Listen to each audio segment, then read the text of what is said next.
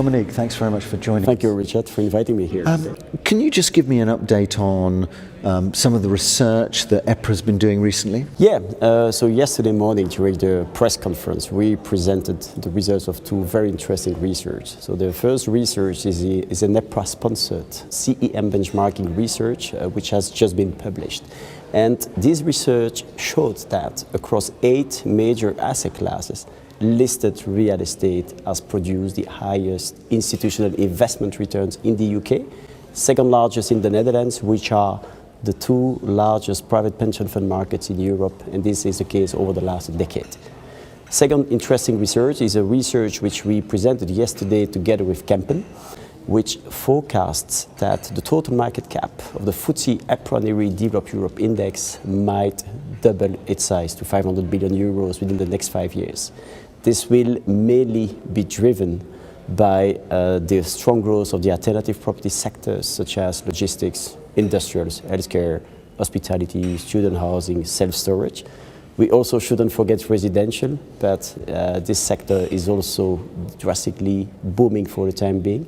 Just looking at Germany, for example, where Germany's share in the FTSE EPRA Developed Europe Index 6 years ago was only 7.5%. 3 years after, it doubled up to 15%. And today, Germany has emerged as the largest European listed real estate sector after overtaking the UK and France earlier this year. Dominique, I know there's been a growing focus on investor outreach at EPRA, and especially in the light of MiFID II. What kind of programs are you doing around that, and what's the strategy? Yeah, the EPRA's investor outreach program will be increasingly in the spotlight in the future, since everybody still has to adjust to the new realities of MiFID II, especially the real estate companies on the one side and the investors, because this is also the way it will affect the way they work together. In terms of corporate access and business relationships. So we've been discussing that at length with the board, and we all agreed that EPRA, as a neutral industry platform, we have a key role to play in this area. And I have the pleasure of announcing that we will be hosting our first large-scale corporate access event in London on December 12th this year.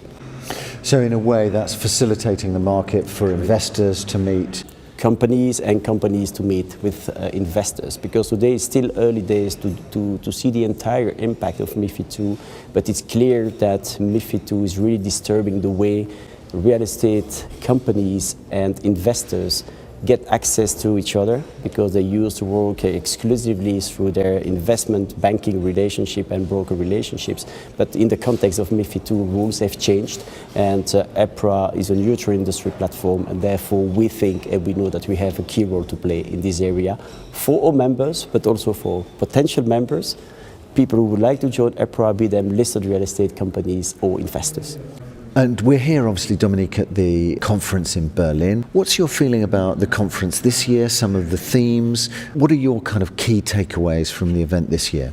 So for me, what is really interesting, first of all, in terms of, instead of starting talking about the themes, it's also the traction we had for the conference. 3 years ago, the conference was already very well attended. We had around 300 people. This year, we have about 425 people over the 3 days attending the entire EPRA conference. So it also shows that there is an increasing interest in the sector, thanks to I would say, the brilliant results of company deliver, the growth of the sector, investors getting more and more interested in the listed sector compared to the private real estate sector. And so it also helps us to increase the number of participants. What is interesting to see, and this might also be slightly linked to the MiFID II impact, we have more and more investors coming to the conference. You can see it also today when you see the number of investors coming for the Investors Day. So we have more than 125 people in the room, which is a record-breaking number. So it is very interesting to see the traction. I think what people also, the preliminary feedback I received from participants is that what they really appreciated is I would say the insights that the speakers have shared with the entire audience, but also the interactive sessions we have done in the afternoon, because it's not easy for the first time to have a kind of startups pitching in front of an audience. It's not an easy job.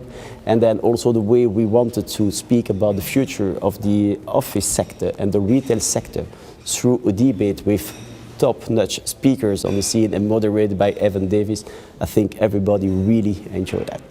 And so you've obviously got quite a lot to live up to for the next conference. So where is that? And I guess planning starts from now. Yeah, so I'm also very proud to announce that the next conference will take place in Madrid. So we will not go to Paris next year. So next year is going to be the EPRA 20 years anniversary, and we wanted to go to a different location, also a country which has drastically, I would say, increased its footprint over the last years, and we thought together with the board that Spain would be the right place to be. And we decided quite recently that it would be in Madrid, and we have already contracted. And it's been fascinating to see just how much influence the Spanish REITs have had on the Spanish market in general. I'm very much looking forward to seeing you in Madrid for that session. And thanks very much, Dominique, for sharing the strategy and your thoughts. Okay, thank you very much, Richard. Much appreciated.